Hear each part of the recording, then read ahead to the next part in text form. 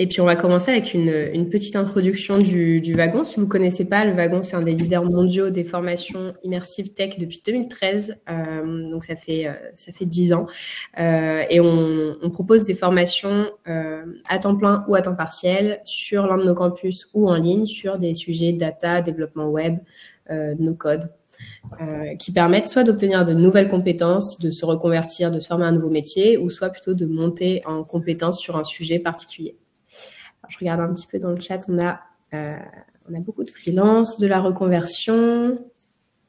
Ouais, je fais coucou à tout le monde, je vois des petits messages un peu perso, c'est cool. Ça fait plaisir. Bonjour à tous. Bon, beaucoup de freelance, et ben c'est parfait. Donc nos formations, comme vous pouvez le voir, elles sont possibles dans beaucoup de villes dans le monde. On a 45 campus répartis sur tous les continents.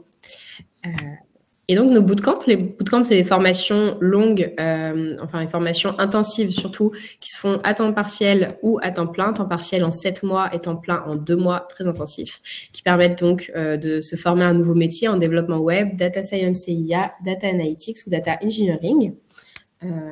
Et on a aussi des formations skill courses qui sont vraiment pour monter en compétence sur un sujet particulier, qui sont dédiés aux professionnels, freelance ou salariés ou entrepreneurs, et qui souhaitent vraiment monter en compétence sur un sujet data, no-code ou data science. Et ça se fait totalement à temps partiel, donc le soir, en ligne, en parallèle de votre activité professionnelle. Nos formations, elles sont certifiantes, donc tout le monde peut bénéficier de financements, que ce soit des financements personnels ou publics. Il y a diverses solutions qui existent, Transition Pro, AIF, CPF, le paiement en plusieurs fois. On pourra en rediscuter plus tard si ça vous intéresse. Et aujourd'hui, on se retrouve dans le cadre de la Freelancer Academy du Wagon, donc avec Malte, et c'est une série d'événements depuis la semaine dernière. Il y a des événements qui sont déjà passés, mais les replays sont disponibles. Et on a encore 3 événements qui arrivent cette semaine, notamment 2 ateliers pour construire votre première landing page en HTML, CSS et votre portfolio avec Webflow, et une conférence sur les tarifs des freelances qui seront décryptés avec l'équipe de Malte. Donc, n'hésitez pas à scanner le QR code si ça vous intéresse de vous inscrire aux autres événements. Et puis, on va passer tout de suite à nos intervenants que je vais laisser se présenter. Céline, tu peux commencer ? Oui, merci beaucoup Arlène. Moi je suis Céline, je fais partie de l'équipe community chez Malte, donc c'est en gros le service qui s'occupe de l'expérience freelance du coup sur la plateforme. Je ne suis pas experte IA, je préfère le dire. En revanche, je vais pouvoir vous donner quelques informations sur qu'est-ce que nous on a observé en termes de compétences mises en avant par nos freelances, mais aussi en termes de demandes par nos clients. Donc voilà, ça vous donnera un petit peu le contexte. Et puis après, je laisserai la main à Livieux et Jonathan qui sont freelance sur la plateforme et qui travaillent tous les deux avec l'IA. Voilà pour moi. Alors je vais commencer. Bonjour, donc, moi c'est Livieux Adjovi, donc je suis graphiste à la base depuis plus de 10 ans. Et donc j'ai commencé en CDI, puis ensuite je me suis lancé en freelance et en même temps en motion design. Donc ça permettait d'avoir plus d'arc du coup, plus de flèches à mon arc, pardon. Du coup, voilà, il y avait pas mal de demandes. Je me suis formé sur le motion et donc ça m'a permis d'avoir plus de compétences. Ça fonctionnait plutôt bien et donc ça fait 6 ans que je suis freelance. Ça fait 6 ans, ça fonctionne bien et je suis chez Malte depuis à peu près 2 ans. Et sinon, je me suis mis du coup à l'IA, ça fait à peu près 1 an et demi pour répondre à une demande assez complexe. Et j'ai pu trouver des solutions. Et de manière très intense, l'IA depuis 6 mois environ. Et donc, je travaille avec différents types de clients et ça fonctionne bien et on peut faire vraiment de belles choses. Et j'ai hâte d'échanger avec vous aujourd'hui sur ce sujet en tout cas. Voilà. Top. Merci Livio. Eh bien moi, écoutez, je suis Jonathan, j'ai 15 années d'expérience dans le produit et j'ai commencé à travailler avec de l'IA il y a à peu près 7 ans, avec tout ce qui était computer vision. Donc actuellement, c'est surtout la générative AI qui est très à la mode, mais auparavant, j'ai pu travailler à des équipes, notamment R&D, afin de travailler tout ce qui était sur des processus de reconnaissance d'images, etc. Et depuis à peu près 1 an et demi maintenant, je travaille sur énormément de projets en générative AI sur des angles produits. C'est-à-dire qu'en tant que freelance, mon rôle est d'accompagner des équipes de production, des équipes produits, des équipes de design, de développement, pour faire en sorte de créer des produits qui créent de la valeur pour les utilisateurs et qui permettent, par cette valeur créée, d'accomplir des besoins business et d'impacter les sociétés. Et pour créer cette valeur-là, eh ben, on utilise de plus en plus fréquemment maintenant l'intelligence artificielle. Super, bah merci à tous pour vos présentations. Céline, je vais te laisser parler un peu plus en détail de Malte. Ça marche, merci. Du coup, Malte, assez rapidement, pour ceux qui connaissent pas, c'est une plateforme qui met en relation donc les freelances et les entreprises qui ont besoin qui font appel à des freelances pour leurs projets. Et donc nous, ce qu'on a observé, c'est que souvent les freelances diffusent un peu les nouvelles tendances. Ils sont vraiment à l'origine, et tandis que les entreprises vont faire appel aux freelances quand ils n'ont pas forcément ces personnes-là en interne, notamment quand il y a des nouveaux besoins. Donc voilà, l'idée, nous, ce qu'on a voulu voir en fait, c'était si l'IA bouleversait l'offre et la demande du coup chez Malte. Et donc on a sorti quelques chiffres qui sont sortis d'une étude de janvier 2024. Je vais pouvoir vous montrer. Donc point de vue offre déjà chez nos freelances, on a regardé déjà l'évolution en fait des freelances qui avaient l'IA justement dans leur profil. Donc là, uniquement sur des profils tech data, donc plutôt des personnes comme Jonathan qui ont déjà adopté l'IA il y a un petit moment. Donc on voit que c'est un développement qui est assez important, donc plus 87%. Mais on voit que c'était quand même quelque chose qui était déjà là. Donc c'est une accélération, mais elle n'est pas non plus immense. Alors par contre, quand on regarde des profils plutôt comme Livio, donc sur d'autres catégories de métiers, donc ça va être marketing, etc. Enfin, ça va être vraiment tous les autres métiers qui sont pas tech data. On voit que là, pour le coup, il y a vraiment une énorme accélération, une énorme progression sur les consultants, creative design, marketing, communication. Donc là, c'est des personnes qui vont vraiment ajouter l'IA avec une nouvelle corde à leur arc pour répondre aux nouvelles demandes de nos clients. Donc, on voit vraiment un peu ces mots-clés qui ressortent vraiment de plus en plus. Et là, encore une fois, c'est des stats qui datent de janvier. Aujourd'hui, ces mots-clés sont encore plus présents. Donc, vraiment, c'est en évolution vraiment constante. Et une marketplace marche forcément avec l'offre, mais aussi la demande. Donc côté client cette fois-ci, on voit qu'il y a aussi une explosion des demandes. C'est des demandes qui s'affinent vraiment au fur et à mesure, qui sont de plus en plus concrètes. C'est vrai qu'au début, dans ce qu'on voyait, c'était voilà, moi je veux intégrer l'IA, mais c'était un peu flou. On savait pas forcément au niveau des demandes. Alors qu'aujourd'hui, nos clients font vraiment ont des briefs qui sont vraiment plus précis. Je veux intégrer l'IA pour améliorer l'expérience client. Je veux intégrer tel ou tel chatbot par exemple dans mon offre. Donc c'est vraiment de plus en plus concret. Et de plus en plus important en termes de volume de demande. Donc voilà, on voit qu'il y a vraiment un impact et que c'est en perpétuelle évolution. Voilà pour moi, c'était assez rapide, c'est plus pour donner un peu une image de ce qu'on voit niveau offre et demande. Et puis du coup, je vais pouvoir laisser Livio et Jonathan expliquer comment ils le traduisent du coup dans leur quotidien. Super, merci Céline. Si vous avez des questions sur ce qu'on vient de se dire, n'hésitez pas à les poser du coup dans l'onglet questions en bas à droite de votre écran et puis on y répondra au fur et à mesure ou à la fin de l'événement. Du coup, on va pouvoir commencer peut-être par toi, Jonathan. Comment est-ce que tu t'es formé à l'IA? Qu'est-ce que tu faisais avant? Raconte-nous tout Très ça. Bien. Écoute, on va dire par plusieurs moyens. Le premier, c'est que de par mon métier, comme je disais tout à l'heure, j'étais en contact avec des équipes R&D, donc des équipes de développement, des équipes data, qui me permettent de monter en compétences et de mieux comprendre l'IA sous un angle de personne qui est vraiment opérationnelle sur le sujet et qui a cette expertise technique. Donc ça, c'est un premier levier qui est un levier plutôt expérimental, je dirais, et plutôt opérationnel. Ensuite, il y a un deuxième levier qui est le levier de la formation. J'ai fait il y a quelques mois une formation au MIT sur les sujets de la Generative AI, ce qui m'a permis d'avoir approfondi les aspects théoriques. Et voilà. Ce qu'il faut noter, c'est que bien évidemment, il y a bon nombre d'informations qui sont disponibles sur l'IA, que ne serait-ce que par les newsletters, que par tout ce qu'on peut voir traîner sur LinkedIn. Je conseille aussi surtout d'aller voir tout ce qui est documentation qui sont proposées notamment par OpenAI, pour ne citer que cette société, sur les aspects de ChatGPT, qui permettent de bien comprendre les attendus, de bien comprendre comment cela fonctionne pour utiliser l'IA et notamment ChatGPT au mieux. Ne serait-ce que sur les aspects de prompting, donc c'est-à-dire sur les aspects de requête, ou alors pour les sociétés et les personnes qui ont envie d'y toucher d'une manière un peu plus un peu plus conséquente sur les aspects d'API qui permet aux sociétés de pouvoir fournir des produits qui vont reposer sur les briques de données qu'on peut récolter d'OpenAI, par exemple. Super, merci Jonathan. Et toi, Livio, du coup, c'est un petit peu plus récent. Tu nous as dit 1 mois et demi. Est-ce que tu peux nous en parler?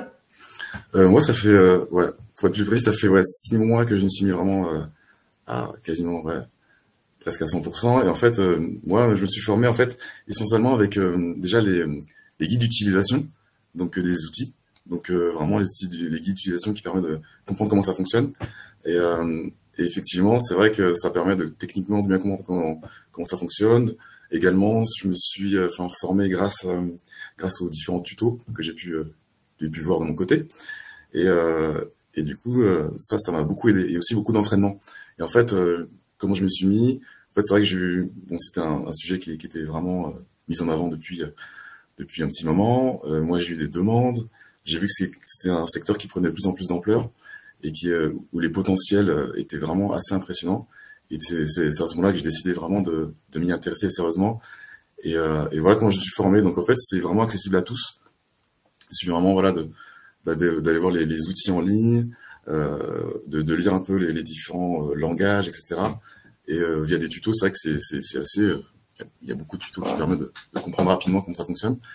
Et voilà, et s'entraîner, essayer sans arrêt pour pouvoir obtenir des résultats visuels assez intéressants. Donc voilà, quand je me suis formé, en fait, c'était vraiment suite à un engouement. Je me suis intéressé au projet, comme je suis quelqu'un de curieux de nature. Du coup, j'avais vraiment envie d'avoir cette casquette, et voilà, comme ça a commencé pour moi en fait. Ouais. Alors après, pour rebondir par rapport à ce que dit Livio, c'est vrai qu'en tant que freelance, on se doit de mettre les mains dans le cambouis, surtout quand il y a de nouvelles technologies, de nouveaux outils qui permettent de progresser, pour voir comment ça marche et pour voir comment on peut l'exploiter. Donc c'est sûr que on parlait de tout ce qui est documentation, tout ce qui est guide, qui permettent déjà de prendre certains raccourcis, de savoir quel comportement on se doit d'avoir vis-à-vis des outils d'IA, mais c'est sûr qu'il faut vraiment mettre les mains dans le cambouis pour essayer de comprendre comment est-ce qu'on peut exploiter au mieux l'IA, et notamment nous, pour notre activité de freelance, que ce soit pour tout ce qui tourne autour de notre offre, notre positionnement, comment on s'affiche sur les plateformes, etc. Et je pense que c'est un point qu'on va aborder par la suite, qu'aussi, comme fait Livio et comme je fais également, dans notre utilisation par rapport à ce que l'on crée, par rapport à la valeur que l'on va créer, aux produits qu'on va réaliser, etc. Super, merci. Et du coup, est-ce que votre offre, elle est définie ou est-ce que vous la faites en fonction de votre client? Comment est-ce que vous préparez ça? Et est-ce que d'ailleurs pour votre offre et pour le prospect, pour prospecter, pour répondre aux demandes, etc., vous utilisez l'IA ou pas du tout? Tu peux commencer, si tu veux, Livio. Ouais. Oui. De mon côté, alors ouais, Ah, tu parles? Vas-y, je t'en prie. Je te remercie. Oui, j'utilise l'IA. Alors, sur deux aspects. Un, concernant la demande.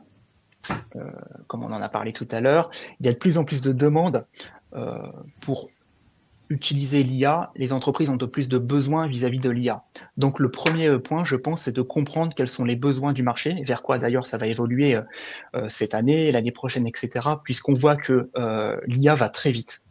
L'IA va très vite, les solutions vont très vite, et donc cela va également très vite pour les entreprises parce qu'il y a de plus en plus de cas qui pourront être traités, qui pourront être aidés, qui pourront être facilités grâce à l'IA. Donc déjà comprendre ça. Quels sont les besoins des entreprises aujourd'hui et quels seront les besoins des entreprises demain.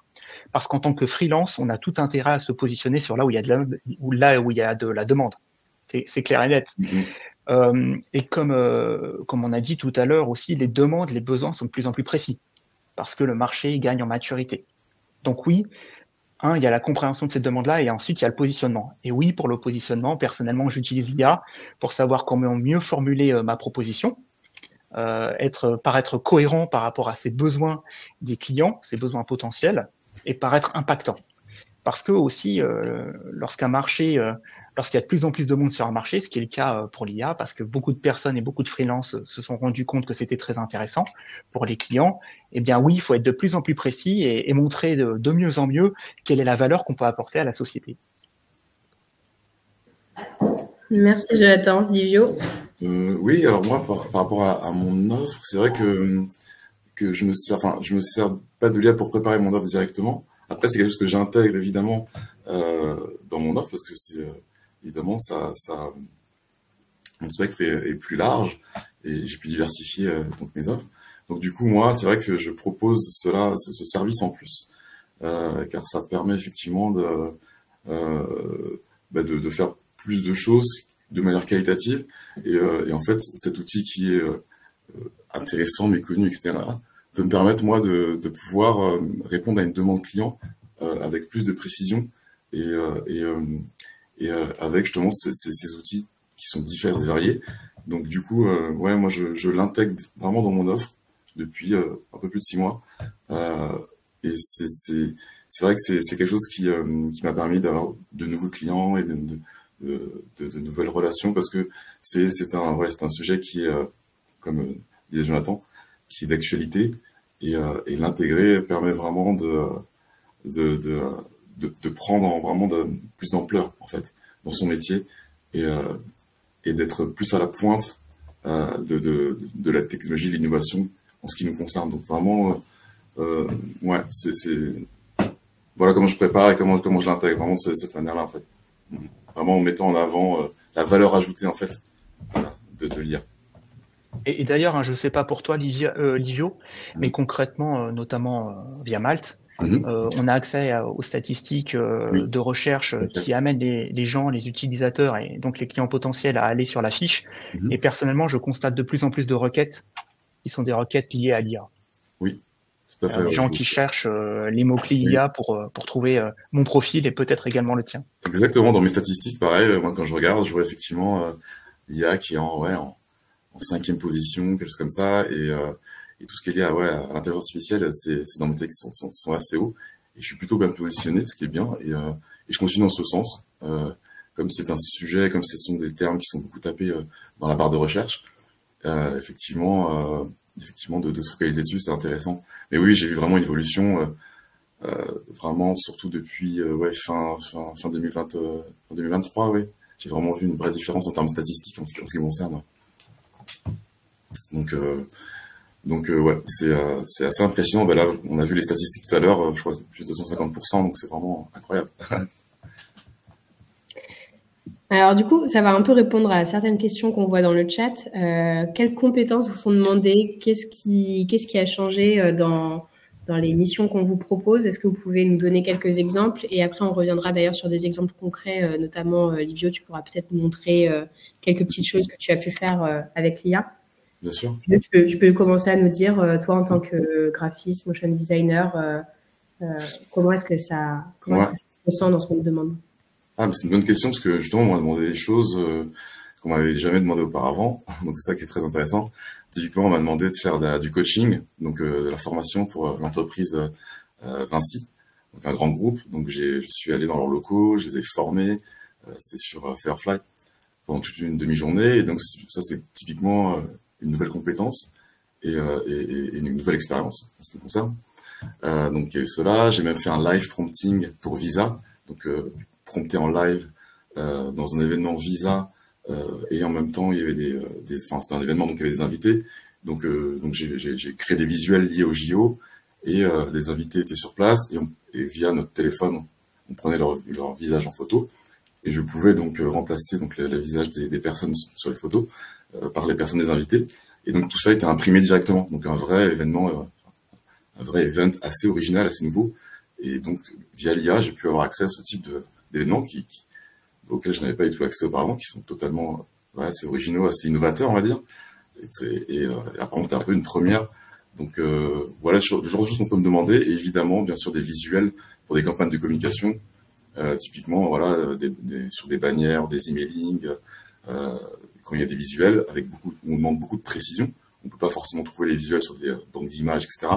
Ou faire du montage, parce que des fois c'est un peu complexe, ça prend beaucoup de temps, et on n'a pas forcément le visuel qu'on a exactement en tête.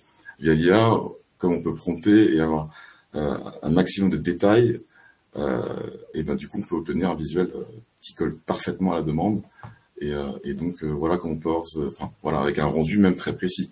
vraiment est très crédible, où on pourrait dire vraiment que c'est réaliste. Du coup, voilà, c'est les compétences qui m'ont été demandées. C'est comme ça que je m'en sers, en fait, de l'IA, essentiellement. Et voilà, donc vraiment des événements très divers et variés. Et à chaque fois, ça a bien fonctionné. C'était vraiment un succès, beaucoup d'enthousiasme, beaucoup de satisfaction de ce que j'ai pu constater, et beaucoup d'excitation sur ce sujet, et une envie de connaître, d'aller plus loin, etc. Donc moi, je partage mon expertise que j'ai acquise, et du coup, voilà comment je joue avec l'IA depuis peu, et comment je l'intègre à mon métier de graphiste, motion designer, parce que tout ça est imbriqué, en fait, dans mon métier, parce que du coup, quand je dis faire des visuels, c'est évidemment tout ça mélangé avec des outils traditionnels comme Photoshop, After Effects, etc. Et tout ça, ça me permet d'avoir une certaine crédibilité quand je travaille sur ces sujets. Alors, moi, pour ma part, pardon, tu avais peut-être une question, Orlan? Non, vas-y, Jonathan. Je réponds, et puis ensuite, je vous demanderai quels sont les IA, vous, que vous utilisez. Mais réponds d'abord à cette question, t'inquiète pas. Parfait. Je pense qu'en complément, il y a un angle dont on n'a pas forcément encore discuté, qui intéresse beaucoup les sociétés, et notamment les grandes entreprises, c'est comment je peux améliorer la productivité des équipes grâce à l'IA. Et je travaille avec beaucoup de sociétés qui sont intéressées par l'IA parce que bien évidemment, il est impossible de passer à côté. Tout le monde en parle et très fréquemment, j'interviens pour des sociétés qui se posent la question, d'accord, l'IA, ça a l'air intéressant, ça a l'air d'être quelque chose pour lequel il ne faut pas passer à côté, mais comment est-ce qu'on peut l'utiliser? Comment est-ce qu'on peut l'exploiter dans ma société? Et là j'interviens pour essayer de trouver justement, et peut-être que ce sera le sujet de ta prochaine question, Orlan, quels sont les outils qu'on peut mettre en place, quels sont les outils d'IA qui permettent de gagner du temps, quels sont les outils d'IA qui permettent de faire des choses plus rapidement, quels sont les outils d'IA qui permettent de faire des rendus, de faire des réalisations de meilleure qualité.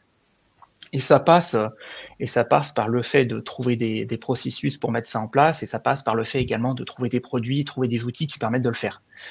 Des sociétés sont intéressées par mettre en place ou soit leurs propres outils, et de passer beaucoup de temps et d'utiliser bon nombre de ressources pour le faire parce qu'ils estiment que c'est stratégique, et il y en a d'autres qui préfèrent utiliser des outils qui sont à disposition parce que déjà réalisés. Et je reprends la main parce que du coup on me demande un peu de montrer un peu ce que je fais et de montrer concrètement en partageant mon écran. Tu vois ça, donc peut-être que je vais le faire rapidement, c'est possible? Oui, vas-y. Alors, si tu veux, on répond aux questions sur les différentes IA que vous utilisez. Et puis, comme ça, juste après, tu peux présenter, ça marche. Présenter tes projets. Ok. Alors, du coup, on vous écoute. Qu'est-ce que vous utilisez? Puisque c'est une question qui revient beaucoup. Livio, tu peux présenter. Alors, quels outils? Essentiellement, donc, Midjourney, hein, le plus connu, je pense, que j'utilise depuis donc 1 an et demi, que j'avais commencé pour répondre à une demande client qui était quasiment impossible à réaliser.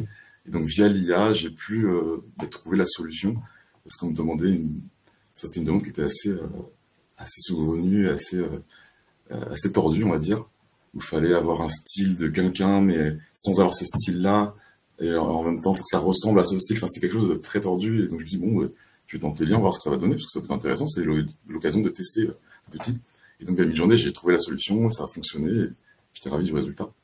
Et du coup, voilà, moi, c'est vraiment une mi-journée, surtout depuis 6 mois, il y a des résultats, des rendus qui sont assez impressionnants en termes de qualité, de réalisme, où vraiment on a le grain de la peau, on voit vraiment le côté imparfait de l'humain, où vraiment on peut se dire oui, ça peut être une vraie photo, c'est pas trop parfait comme l'IA l'était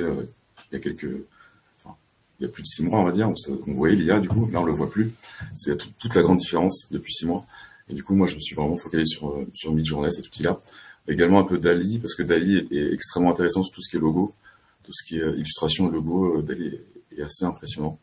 Voilà. Et puis après, Firefly peut avoir de bonnes surprises. D'Adobe, du coup. Firefly d'Adobe m'a beaucoup surpris récemment, où j'ai trouvé des choses que je n'ai pas trouvées ailleurs. Donc voilà, c'est les outils que j'utilise essentiellement. Et après, il y a des mini-outils pour certains types de choses. Par exemple, pour détourer, pour faire du détourage via l'IA automatique en 1 seconde, avec un résultat parfait. J'utilise Psycalcut.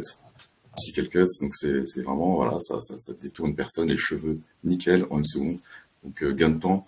Et voilà, c'est les outils que j'utilise, il y en a à peu près 4. Mais des fois, il y en a d'autres, ça dépend des projets. En fait, ce qui est intéressant avec l'IA, c'est que pour chaque besoin, il y a un outil. Donc, il y a des centaines d'outils, en fait. Et à chaque fois qu'on a besoin, on utilise un outil. Pour cloner une voix, pour changer un visuel sur quelque chose, il y a un autre outil. Enfin, c'est quelque chose de très, très riche. Donc voilà en gros les outils que j'utilise. Merci. Jonathan? Pour ma part, également sur les aspects visuels Midjourney, qui est très puissant depuis pas mal de temps maintenant. Et puis pour les aspects textuels, j'ai fait le choix de rester plus ou moins sur ChatGPT. Pourquoi? Parce que j'estime que ChatGPT va très vite concernant les évolutions. Au tout début, je commençais par papillonner et essayer plusieurs outils. Et voilà, maintenant, je me dis que je préfère vraiment maîtriser pour tout ce qui est notamment génération textuelle ChatGPT, plutôt que de passer du temps à essayer plusieurs outils type Claude ou Mistral, etc. Donc j'ai pris le parti de vraiment essayer de monter en expertise sur ChatGPT et les outils d'OpenAI. Maintenant, il y a un outil que j'aime beaucoup maintenant qui s'appelle POE, et c'est une sorte d'agrégateur d'outils de génération textuelle. C'est-à-dire que via cet outil, on peut réaliser un prompt, donc une demande à l'IA textuelle, et puis avoir des réponses de ChatGPT, de Mistral, de Claude, et ça me permet de comparer les réponses. Et parfois donc de peaufiner mon texte, de peaufiner ma réponse en utilisant le meilleur des différents outils. Voilà. Et c'est un outil que j'ai trouvé il y a quelques semaines et que je trouve très pertinent. Et je vois dans le chat, on parlait aussi oui, effectivement, c'est la diffusion, j'ai voulu le dire, ouais. J'en suis un peu servi. Et comme FIUI, on peut faire des choses assez impressionnantes. C'est un peu plus technique, j'en parle pas trop, mais ouais, c'est la diffusion et comme FIUI, ouais, je vois ça dans le chat, et effectivement, gros outils d'IA. Voilà. Merci Yves et Jonathan. On a essayé de lister avec Eva d'ailleurs les différents outils utilisés. Si vous en avez d'autres au cours de l'événement, Livio et Jonathan, vous pouvez les écrire peut-être dans le chat. Bien sûr. Ouais, carrément. Oui. En tout cas, merci beaucoup pour cette réponse. Et du coup, on va passer à la question suivante, qui est quels sont les impacts pour vous sur votre travail? Est-ce que l'IA vous permet d'avoir de nouvelles missions, un nouveau TJM? Dites-nous tout. Je commence, Livio? Ouais, vas-y, ouais. Ok, je te remercie. Donc, on en a un peu parlé tout à l'heure. Déjà, pour la réalisation de l'offre, c'est quelque chose qui est totalement pertinent. Bon, il faut savoir, je ne sais pas s'il n'y a que des freelances qui nous écoutent. Si ce n'est pas le cas, sachez que lorsqu'on devient freelance, on a, entre guillemets, le devoir d'avoir une bonne visibilité. Une bonne visibilité sous-entend plusieurs choses. Un, faire en sorte que les plateformes, les marketplaces sur lesquels on est présent et qui permettent aux recruteurs de nous trouver soient là-dessus, toutes nos présentations, etc., soient de très bonne qualité. Pour faire en sorte qu'un client qui a le bon besoin par rapport à ce qu'on puisse proposer puisse le considérer, qu'en effet, on est une personne qui puisse bien répondre et souhaite nous contacter. Le deuxième point, c'est la mise en avant aussi via tous les contenus qu'on doit réaliser. Que ce soit des contenus mail pour certains, que ce soit les communications personnelles qu'on doit réaliser dans son réseau, ou que ce soit aussi la visibilité qu'on se doit d'avoir sur LinkedIn. Et là-dessus, pour tous ces éléments-là, l'IA est très pertinente pour faire en sorte de créer des contenus d'une manière beaucoup plus rapide, beaucoup plus efficace, parce qu'on s'en rend peut-être pas compte avant de devenir freelance, mais tout ça nécessite un gros travail. C'est énormément de temps à passer et du temps qu'on ne passe pas sur des missions pour faire en sorte de travailler sa visibilité, d'être ce qu'on appelle top of mind, c'est-à-dire de faire en sorte que lorsqu'une entreprise a un besoin, elle pense à vous. Et en plus de cela, après, si jamais une personne considère qu'on puisse être intéressante, etc., il y a une deuxième phase qui est la phase de mise en relation, la phase de contact. Et j'utilise aussi l'IA pour répondre beaucoup plus rapidement, beaucoup plus efficacement à des demandes clients.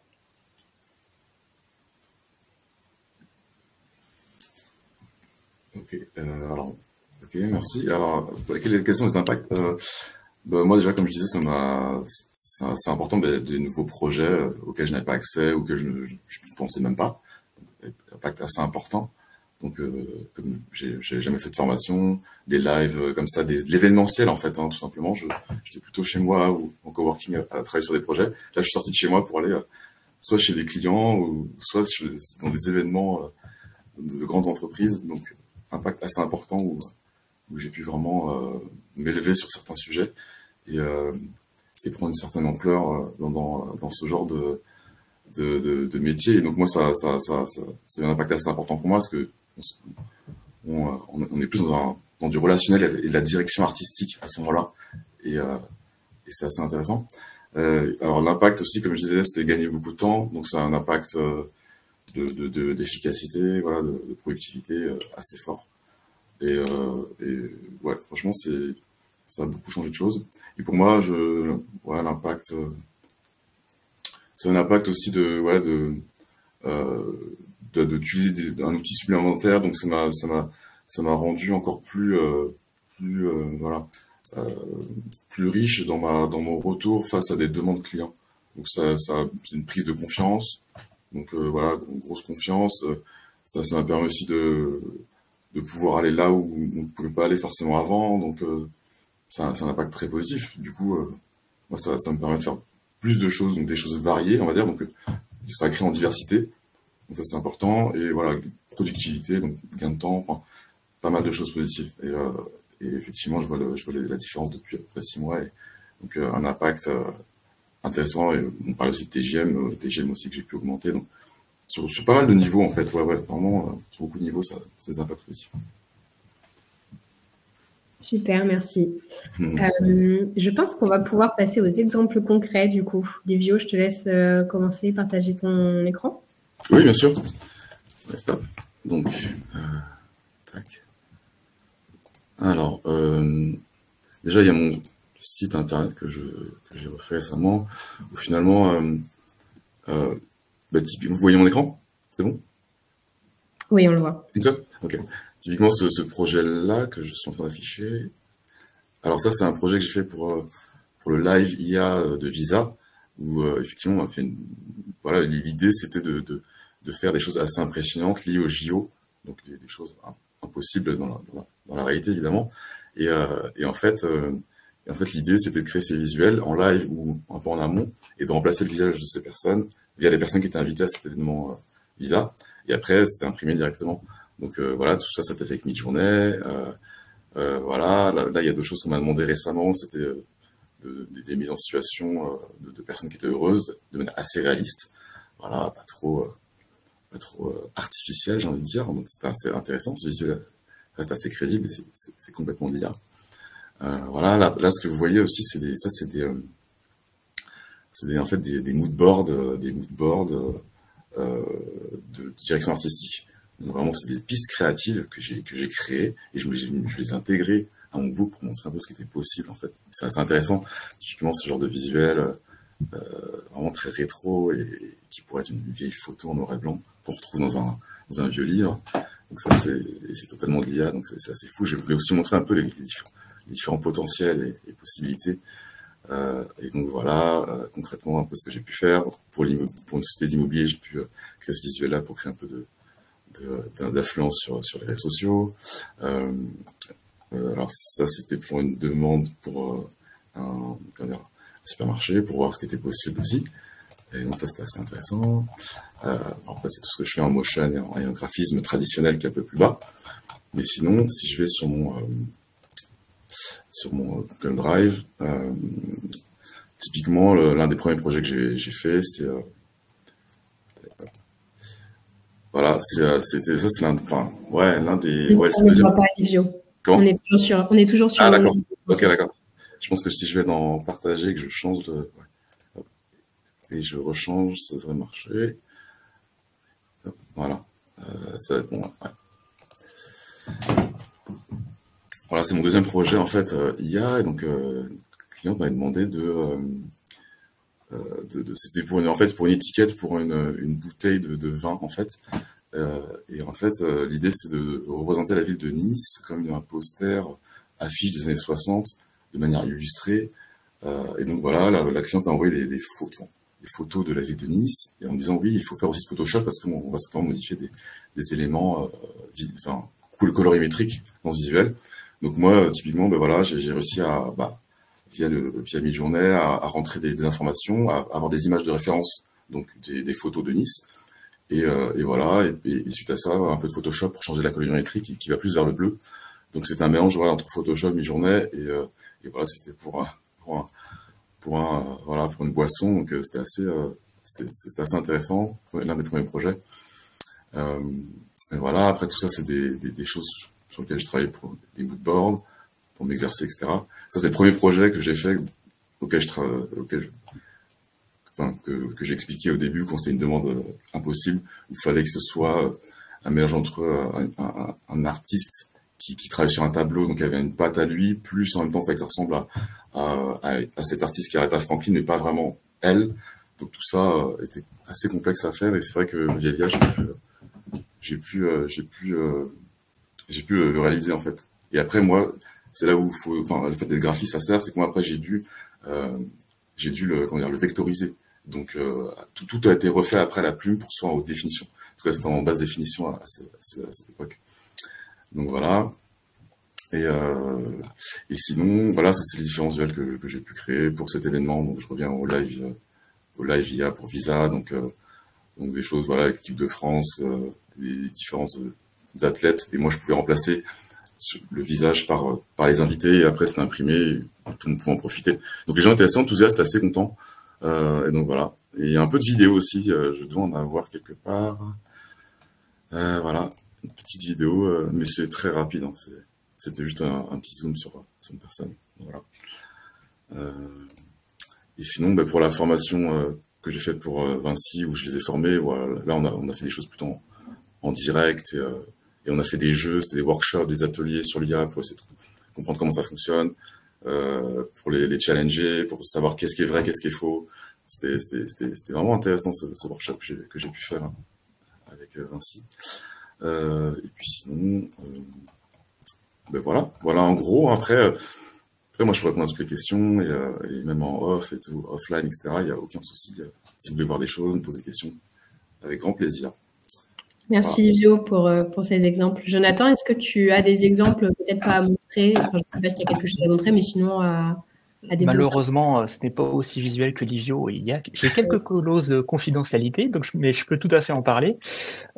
J'ai travaillé notamment, et je travaille beaucoup sur des outils qui permettent de gérer tout ce qui est connaissance des entreprises, et par l'IA pouvoir interroger des bases de données qui regroupent des données qui viennent de nombreux endroits dans l'entreprise, du service client, des équipes marketing, etc., pour faire en sorte que tout le monde puisse accéder à une donnée qui soit ce qu'on appelle fraîche, qui soit récente, qui soit fiable, pour l'utiliser.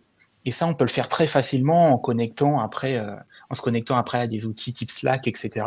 Et donc, on peut poser toutes sortes de questions et avoir une réponse, au lieu d'essayer de trouver la question dans l'entreprise en s'adressant à telle ou telle personne et ne pas être sûr que la réponse soit la bonne, etc., etc. Après, pour les produits finaux, c'est-à-dire pour les applications mobiles, pour les produits qu'on appelle SaaS, que réalisent certaines entreprises, je travaille énormément sur ce qui est l'ultra-personnalisation. C'est-à-dire que sur base de ce qu'on sait de l'utilisateur, ses besoins, ses attentes, on essaie de rédiger des contenus textuels, d'avoir des visuels qui soient tout le temps hyper adaptés à sa demande. Donc, imaginons par exemple que vous regardez en ligne l'offre d'un restaurant, vous regardez les visuels, etc. En fonction de si vous êtes plutôt quelqu'un qui aime les choses healthy, ou en fonction de si vous êtes quelqu'un qui aime plutôt les choses gourmandes, eh bien, on va vous recommander des produits avec des ingrédients additionnels, etc. Et réaliser une image qui soit vraiment personnalisée, qui réponde à vos attentes.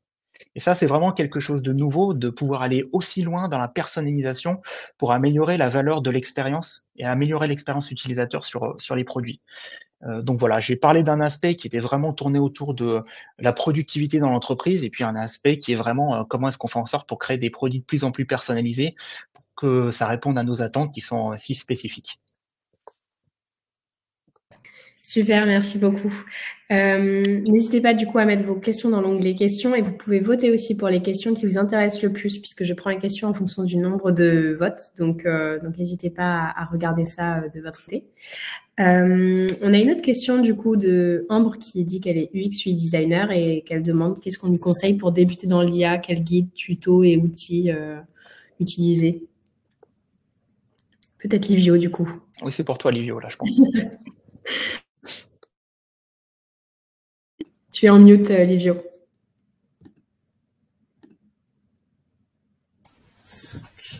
Oui, alors du coup, non, pour débuter dans l'IA, non, moi je dirais, ouais, regarder des guides d'utilisation, mais tout d'abord des tutos, je pense, pour vraiment essayer de comprendre comment ça marche, etc. Je pense que c'est une bonne approche, assez, pas trop, voilà, pas trop complexe pour commencer et agréable. Donc des tutos sur ce qu'on recherche exactement. Si c'est vraiment pour créer des visuels qu'on peut intégrer, voilà, comme je disais, c'était des guides d'utilisation, des mid-journées ou autres, des tutos, et puis après s'entraîner. Mais je recommande, ouais, peut-être pour commencer, ouais, mid-journée ou même Firefly d'Adobe pour faire des visuels, parce que c'est assez accessible, Firefly, puisque c'est gratuit, il faut juste un compte Google ou Adobe. Donc pour appréhender les outils, je pense que c'est pas mal. Après en UX design, j'imagine qu'il y a encore des outils peut-être un peu plus spécifiques qui sont vraiment dédiés à ce métier. C'est vrai que moi je fais pas trop du UX design. Il y a peut-être des outils vraiment très très adaptés. Même je crois qu'ils ont intégré dans Figma, il me semble, de l'IA. Donc il y a des choses à faire, mais voilà, moi je recommande de commencer avec Firefly et des petites vidéos explicatives assez simples. Et après petit à petit on peut approfondir. Donc voilà comment je vois les choses. Parce que pour les sites internet, etc., voilà, si c'est une intégration visuelle, je vois ça comme ça. Après, si c'est pour vraiment optimiser, si c'est mise en page, ça doit être des outils spécifiques, je pense. Je peux peut-être aider sur la partie UX. Disons que sur la partie UX, il y a deux grands aspects. Le premier aspect, c'est comment est-ce que je comprends quelles sont les problématiques et ce qu'il y a besoin de réaliser avec mon produit, quels sont les besoins, les problèmes auxquels répondre et quelles solutions proposer dans le produit. Et puis il y a la deuxième phase, les réalisations des interfaces. Sur l'aspect réalisation des interfaces, il y a quelques produits qui commencent à émerger en IA, qui sont pas forcément hyper concluants pour le moment, et qui permettent de partir d'une base, très simplement d'une base de sites e-commerce, etc., et qu'ensuite on réadapte, qu'on adapte plutôt, pour l'améliorer et le rendre plus cohérent par rapport aux besoins. Mais c'est pas encore hyper mature. Les solutions sont pas encore hyper matures, sont plutôt décevantes, je trouve, par rapport à tout ce qu'on peut voir sur tout ce qui est génération de texte et génération de visuels. Et puis après, par contre, sur l'aspect recherche utilisateur, lorsqu'on a très difficilement accès aux utilisateurs pour pouvoir créer un produit, tu peux très bien commencer par des prompts pour essayer de comprendre quelles sont les problématiques assez communes de telle cible d'utilisateurs et ainsi savoir comment tu dois orienter ta solution. De plus en plus de monde en UX commence par faire ça. Ça permet d'éviter de partir d'une feuille blanche. C'est plutôt pertinent. Alors, je vous l'accorde, sur les sujets de UX, ça signifie pas qu'il ne faut plus aller parler à ses utilisateurs et ça c'est clair et net. Mais néanmoins, ça permet d'avoir quelques bases et ne pas partir d'une feuille blanche.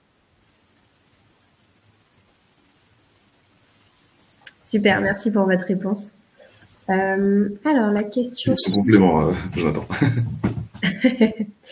Exactement. La question suivante, c'était Jamel qui demandait quels sont les besoins les plus importants de vos clients en IA.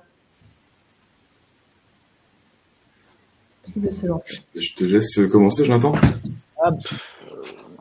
Alors, comme je disais tout à l'heure, je travaille pas mal pour des sociétés qui ne savent pas vraiment comment exploiter l'IA. Donc vraiment, le besoin, c'est comment je peux l'utiliser pour optimiser au mieux, où soit la valeur de ce qui est créé. Je parlais tout à l'heure de l'ultra-personnalisation sur des interfaces et sur des parcours pour faire en sorte que l'usage soit décuplé, qu'on ait une meilleure conversion, etc. Au niveau de l'application. Mais il y a aussi énormément la productivité.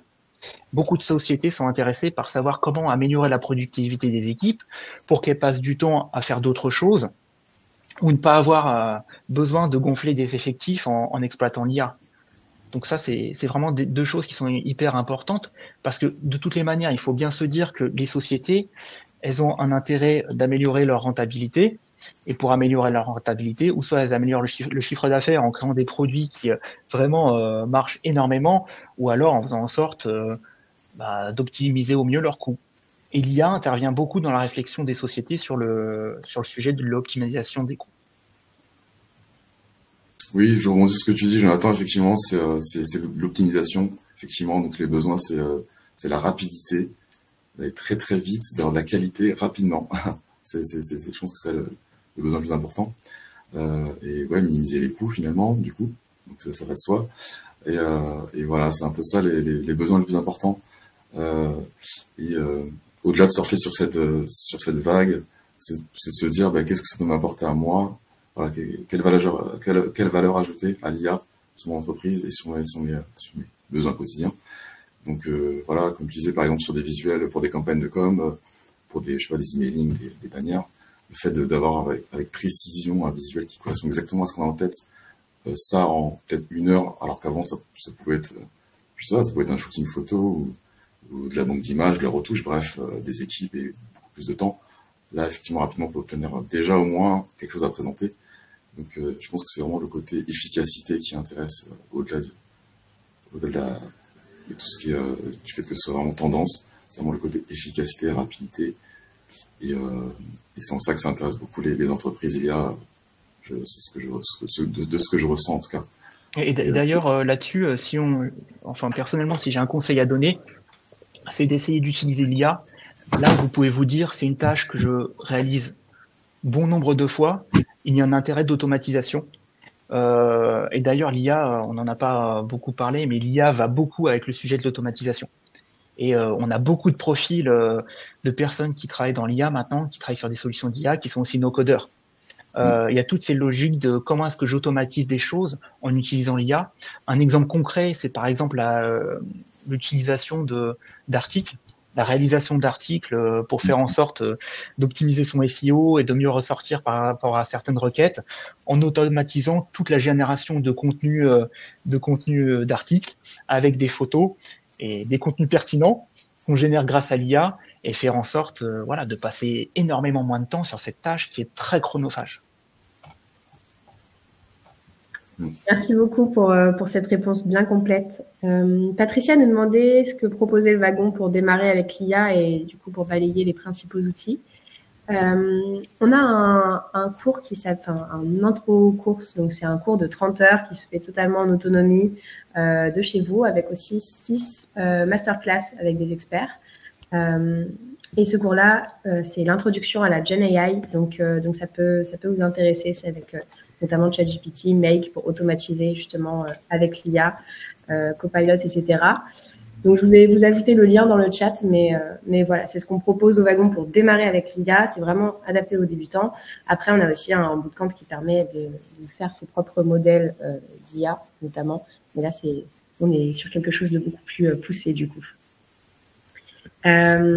Alors, la prochaine question, c'est une question de Karine qui demande au niveau de la propriété intellectuelle, ça se passe comment? Est-ce que quelqu'un a des informations là-dessus? Ouais, alors je peux peut-être répondre pour commencer.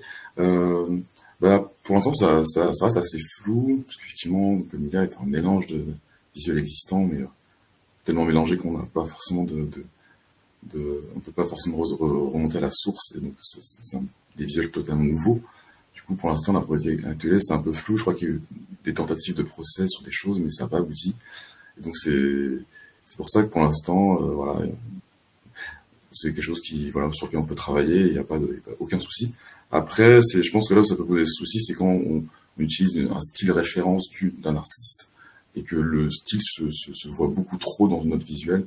Et là, on voit que c'est la patte de tel ou tel artiste ou tel photographe, je sais pas, qui a une empreinte, et on se dit on marque vraiment l'empreinte vraiment d'un artiste. Et là, je pense que ça peut poser problème si on peut prouver par A plus B effectivement qu'il y a quelque chose.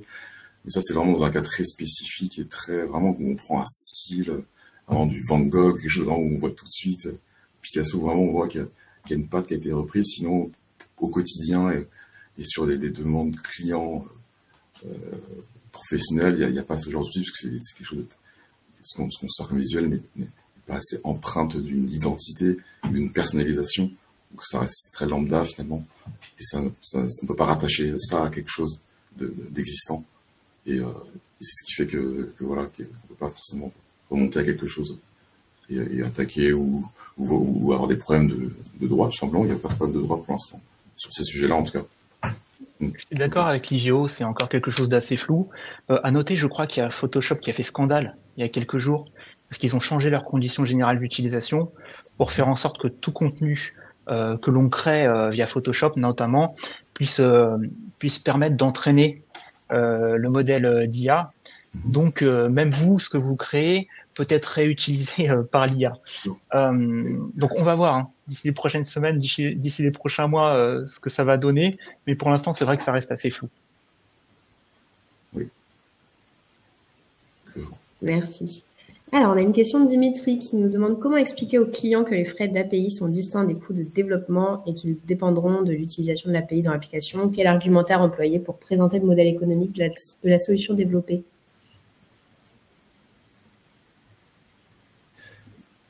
Je pense que c'est plus pour toi, Jonathan, non?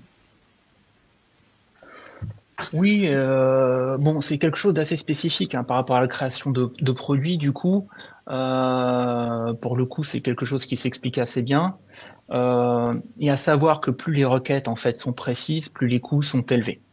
Donc après, ce qu'il faut arriver à faire, qui peut être, je vous l'accorde, assez compliqué parfois, c'est de montrer où on positionne le curseur et à quel point le fait de dépenser un peu plus, voire beaucoup plus, pour effectuer des requêtes en IA et proposer un contenu qui soit plus personnalisé apporte plus de valeur dans le cadre de l'utilisation qu'un contenu qui utilise moins de tokens et donc qui est moins cher pour pouvoir interroger les IA. Après, c'est pas quelque chose qui soit très compliqué à faire, hein. Dans le cadre d'une activité, que ce soit dans le produit ou autre, on utilise toujours des outils annexes, on utilise toujours des outils tiers pour gérer la performance. Donc voilà, simplement, il faut donner une bonne marge, il faut donner une bonne jauge. Et en effet, là où ça peut être problématique, si on se plante dans la fourchette que l'on indique en termes de coût. Donc ça, par contre, après, pour indiquer tout ce qui est coût, tu te réfères à OpenAI, etc. Il y a une documentation qui est bien fournie et tu sais quel est le coût approximatif en fonction des demandes qui peuvent être réalisées sur ton produit pour effectuer des requêtes IA.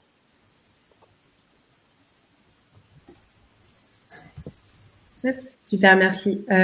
Jonathan, on te demande si tu peux nous partager ton nom de famille et donc pour ton LinkedIn notamment. Bien sûr, Jonathan L comme le chevalier. Parfait, je vais vous ajouter le lien dans le chat. Alors, avec les questions et Nélia demande si les clients, des fois, vous posent des questions par rapport aux IA responsables. Oui.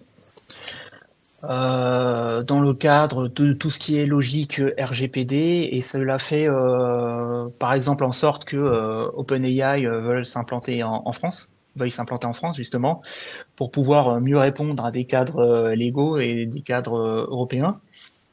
Oui, et pour ces raisons-là, dans certaines conditions, on n'utilise pas des IA qui soient américaines, en effet, pour éviter que des données qui peuvent s'avérer être sensibles, des données d'utilisateurs ou de sociétés, puissent être lues, puissent être consultées.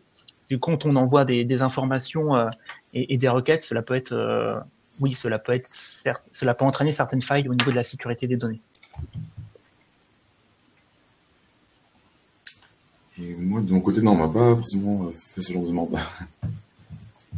Ok. Alors, merci pour votre réponse. Gabriella nous dit que l'IA est considérée comme facile et non de votre propre création. Donc là, c'est plutôt pour Livio, je pense. Comment est-ce que tu as facturé un prix juste pour ton travail? Comment est-ce que tu le justifies?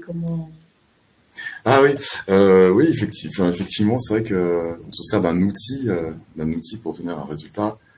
Mais en fait, c'est vrai que pour obtenir quelque chose d'intéressant, il y a beaucoup de travail. En fait, ça paraît toujours simple, facile, magique. On clique et ça arrive, mais c'est pas du tout ça. Quand on travaille sur des projets professionnels avec des clients, avec des demandes très exigeantes, très pointues, avec des budgets, effectivement, là, l'IA est un outil comme un autre, c'est-à-dire que ça nous permet d'avoir des choses, mais après, pour obtenir déjà des bons résultats, il faut passer des fois des heures. Moi, il m'arrive de passer plusieurs heures sur un seul visuel, en fait. Un visuel pour obtenir vraiment quelque chose qui correspond parfaitement à la demande. Donc, c'est assez chronophage. Et ça demande beaucoup de travail, de recherche, de tests, de patience, de curiosité aussi pour aller chercher des choses à droite à gauche. Et après, derrière, comme je disais aussi, on retravaille ça avec les outils traditionnels, donc Photoshop, etc., Illustrator, etc. Donc du coup, ce côté facile, c'est toujours facile, c'est comme Photoshop, hein, c'est toujours facile au début de faire des petits trucs sympas. Après, il y a juste tester l'outil, faire des choses un peu sympathiques et rapides. Et après, il y a vraiment faire des trucs assez complexes. Et là, ça devient pas forcément si facile. Et moi, je m'en suis aperçu sur des demandes clients où non, c'était compliqué en fait d'obtenir le résultat même avec de l'IA, parce que l'IA fait ce qu'elle veut et c'est génératif, donc ça, des fois on a des résultats qui n'ont rien à voir avec ce qu'on a demandé. On a des grosses surprises et du coup, on peut passer un temps incroyable et faut trouver d'autres solutions pour aller là où on a envie d'aller. Et donc ouais, non, c'est pas facile, mais du coup,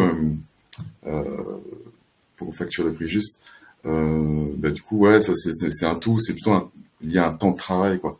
C'est-à-dire que on veut un résultat, donc il y a un temps de travail, donc que ce soit avec les outils IA ou traditionnels, tout ça est vendu comme un tout, comme un ensemble. Et voilà, non, le côté facile, ouais, ça c'était un peu ce qu'on pouvait penser, mais pas tant que ça, en fait, quand on commence à creuser le sujet, il faut vraiment bosser beaucoup dessus, surtout quand on s'attaque à des choses assez sérieuses. Mais voilà, moi, en termes de facturation, voilà, je l'intègre comme un outil en plus, tout simplement, pour obtenir un résultat. Voilà. Super, merci. Il est déjà 11h58, donc on va prendre une dernière question qui était celle de Romain. Comment vous communiquez sur vos projets IA sur Malte ou dans votre portfolio? Jonathan, je t'en prie. Bien, tout simplement en indiquant, bon, il y a plusieurs moyens, notamment sur Malte. Bien indiquer les mots-clés dans les compétences, etc. On rajoute les mots-clés. Je vois Céline qui fait oui de la tête, c'est bien, c'est-à-dire que je réponds. Bien indiquer les mots-clés qui sont relatifs à l'IA, qui font référence à des requêtes, à des besoins d'utilisateurs et de clients.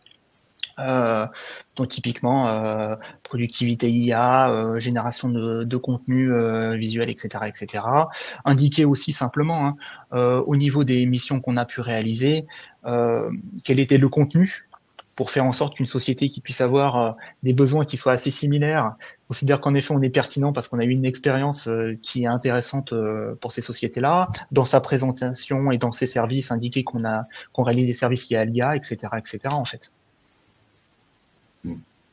Oui, pareil, on dit la même chose, vraiment, tout ce qui est mots-clés, dans la présentation, dans tout ce qui nous constitue sur Royal Malte. Ouais, là, il y a vraiment mis en avant. Voilà. Et après, sur tout ce qui est portfolio, moi, je l'ai mis en avant, je l'ai mis en premier. Donc, dès qu'on va sur mon site, c'est ce qu'on voit tout de suite dans mon titre de profession et en même temps dans mes visuels. Parce que, comme j'ai beaucoup de demandes ces derniers temps liées à l'IA, je le mets en avant, ce qui est logique. Et du coup, sur tout ce qui est toutes les plateformes possibles, LinkedIn, etc., je mets en avant effectivement l'IA à tous les niveaux, que ce soit visuel ou textuel. Voilà.